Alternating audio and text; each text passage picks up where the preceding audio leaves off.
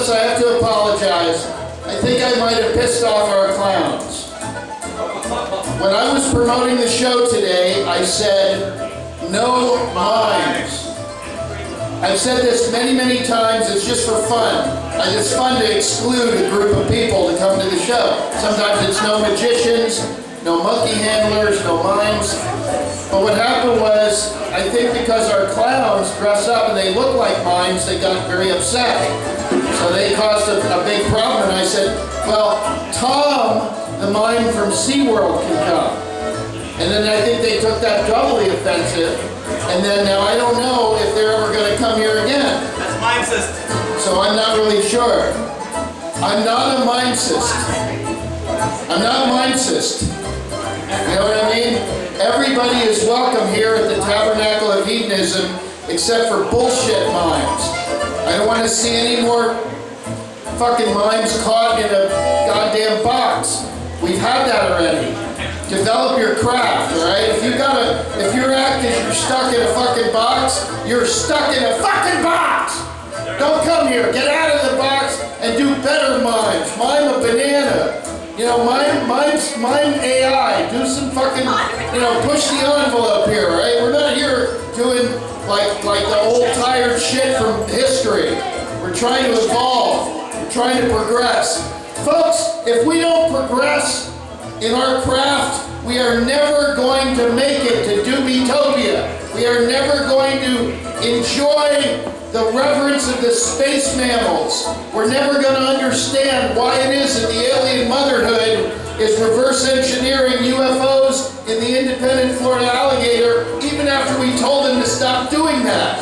Don't you understand? These mimes are fucking us up! I won't tolerate it. I just won't tolerate it. Now, ladies and gentlemen, thank you for my public service message, and please welcome to the stage, Jason. Give him a round of applause.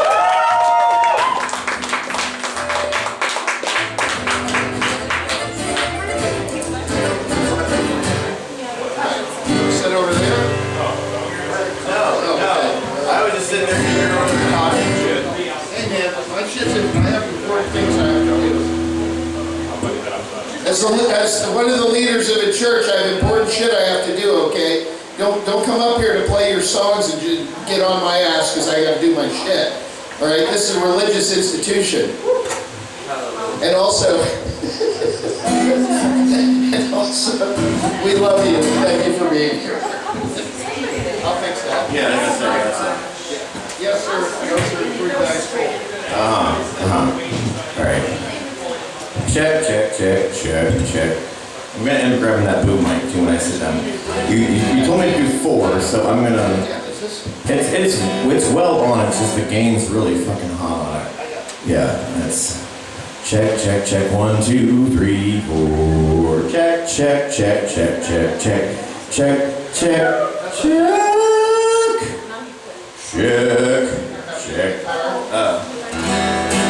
No, we definitely need more guitar. I can do over here if I need to. Check. All right. Round of applause, ladies and gentlemen, Jason. All right. So I'm gonna do 2 spoken word pieces, a guitar song and a hurdy-gurdy song. I'm also gonna tell a quick joke I wrote today. So the joke is, good sex is like an episode of Whose Line Is It Anyway? Everything's made up and the points don't matter.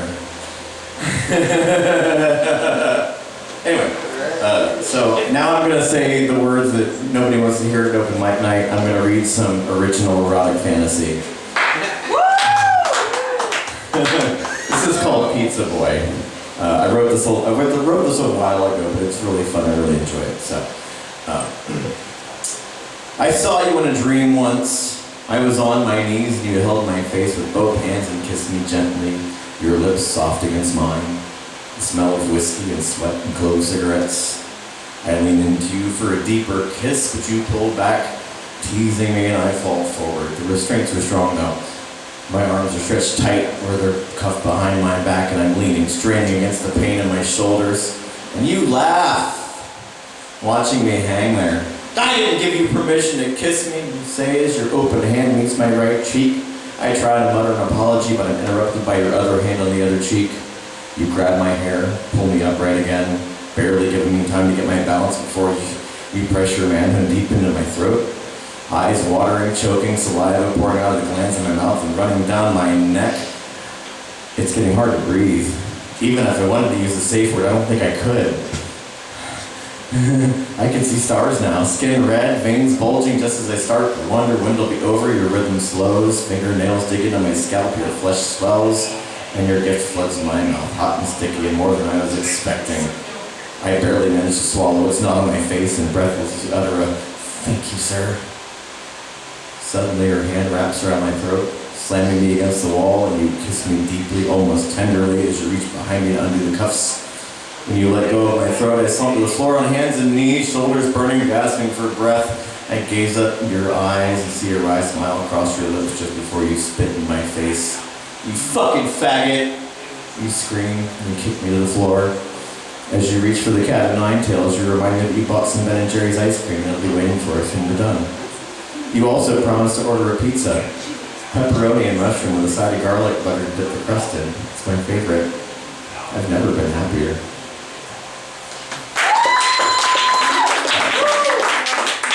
Alright, one more.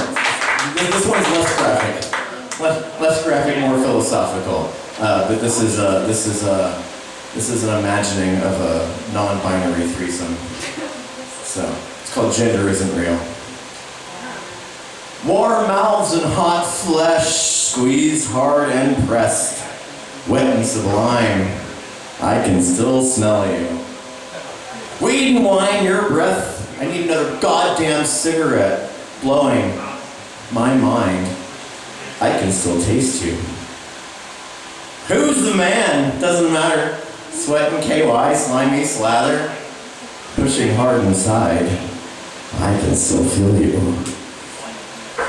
We three join together as one, free at last as we come undone. Who's next to ride? I can still teach you. Hands that grasp and grope, teeth and leather grab a rope, fit to be tied. I can still please you.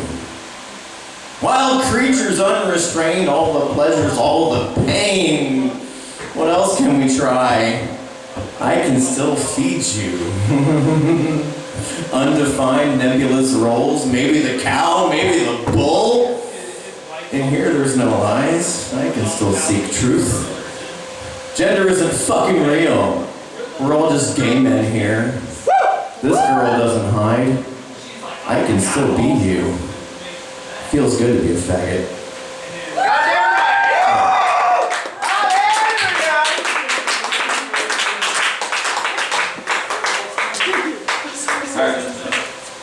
So I'm gonna sing a song now. So I was trying to write another like fantasy thing. I was like, what if like Mickey and Mallory and Bonnie and Clyde were like werewolves, and like this couple was having this like fantasy about doing crazy shit, like murder shit.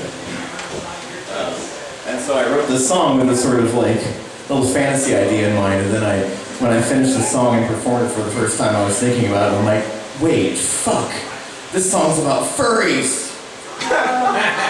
Yeah! So quite unintentionally, this is a song about furries, having a weird like sexual murder fantasy, and drawing it all out in cartoons, because that's what furries do, right? I'm not a furry, but I'm definitely furry friendly. It's called Blue Moon.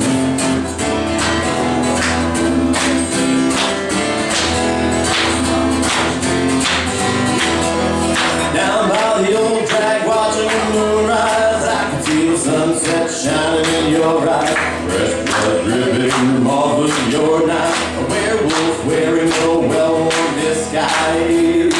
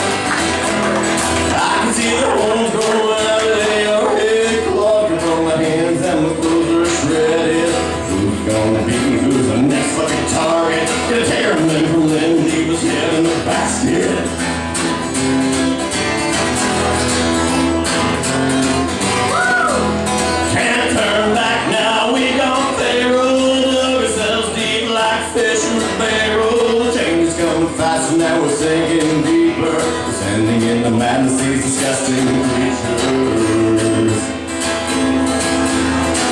This fallacy is tearing out my heart. This could be love or just my part. Dying to keep our better days. Is there anything alive left to serve?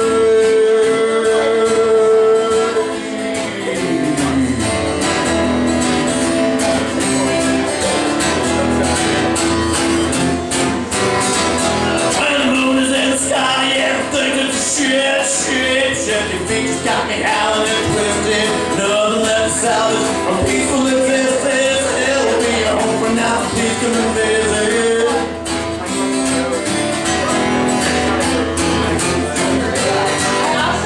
Having still some guts, dumps caught from the river, screaming through the darkness while you're running in terror.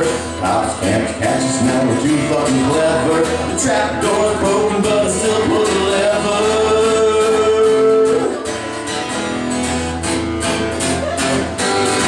Well, we're blurring all the lines between pain and pleasure. There's nowhere left to hide, no more buried treasure. Flesh feeds the hunger grown too big to measure. Every heat, eating everything between your legs have to offer. This fantasy is torn us apart. This would-be love was torn, was poisoned from the start. Dying from all these rusted blades. Will I ever find the willpower to escape?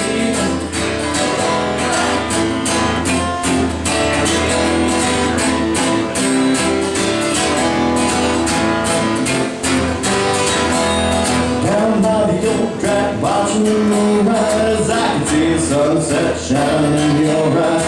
Can't keep up with this werewolf disguise, and the only thing left to do is fall on your knives.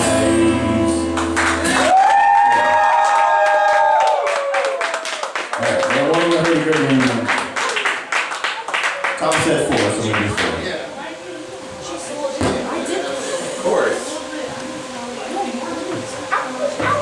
If you haven't heard the hurdy-gurdy, you're in for a treat. I got it for Daryl, your bartender, ladies and gentlemen.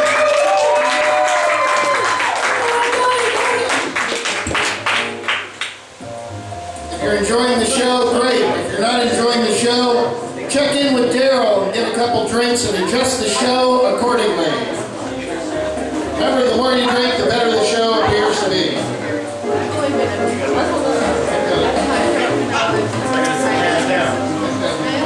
I will stick it my whole shut up. Yes, sir. Yes, sir. Oh, please. No, don't slap me. No.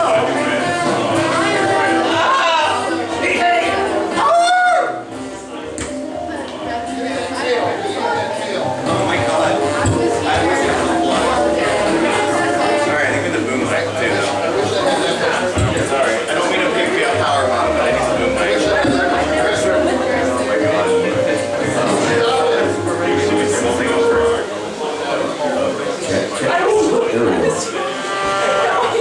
Tom, is this a show?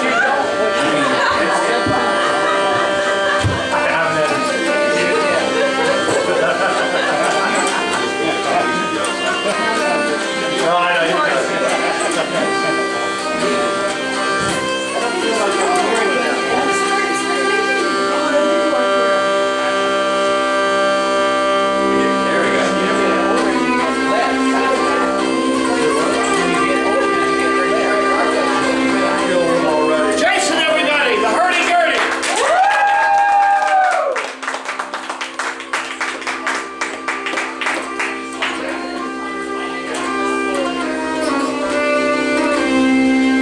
So this is kind of a gay folk tale. There's a lot of folk tales about like witches and changelings and things like that. I wanted to write one that was kind of, didn't involve a vagina. So, called The Fox and the Huntsman. It's also an environmental protest song. There's nuance, right? Sometimes they're kind of blunt and weird, but there's also nuance. Anyway.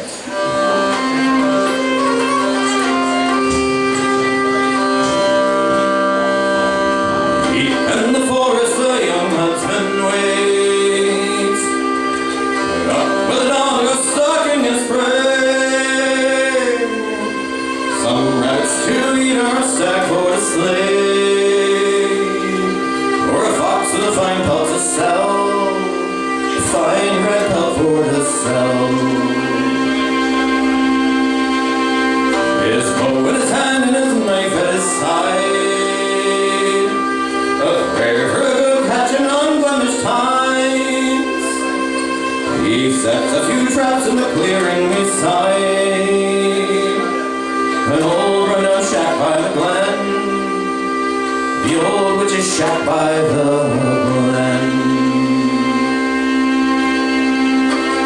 As he waits for his quarry, he climbs up a tree, high over the brambles, far better to see. Master all in this forest so green, when the wind turns suddenly cold, a dark sky that chills to the bone.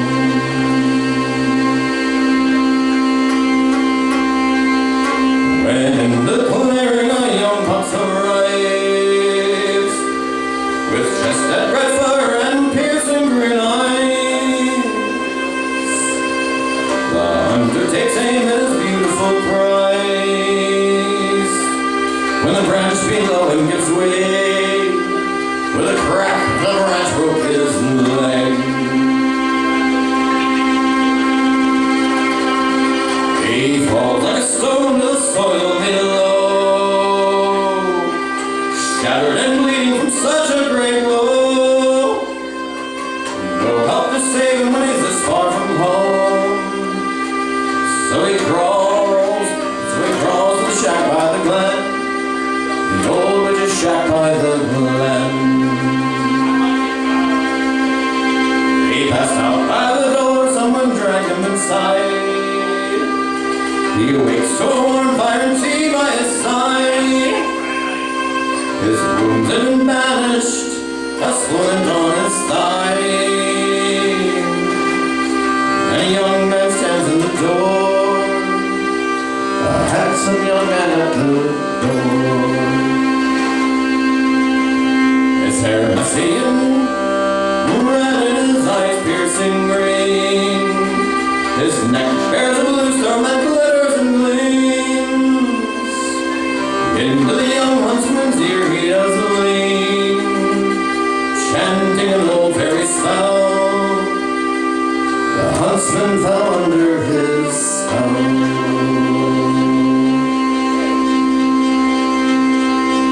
Battered and bruised he lay down for the night, haunted by dreams of the fox's green eyes. And as he awakes in the pale morning's light, he finds the young man in his bed, curled up like a dog in his bed. The huntsman calls out the boy for to wake. His green eyes snap open, his hair and his face. He calls to the huntsman to share his embrace, and there he lay in his arms, the huntsman he had disarmed.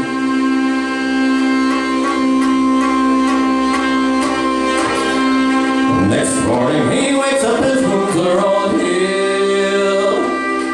He walks to the glen, his mind for to clear. No trace of the young man, no tracks in the field. As a fox on the hill watches on and vanishes into the dawn.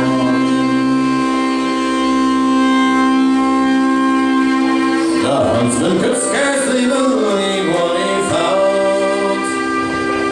He threw down his weapons from off of his belt. Never again would he hunt fox's pelts for the love of a young man so fair, with green eyes and messy hair.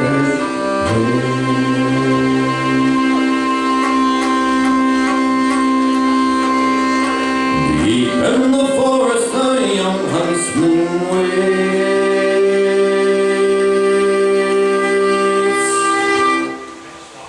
Thank you.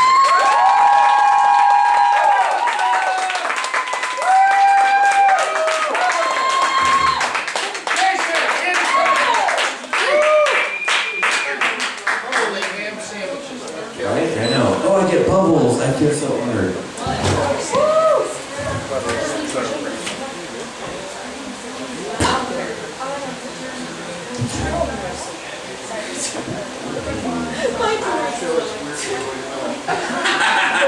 We'll see what happens now. Well, so far.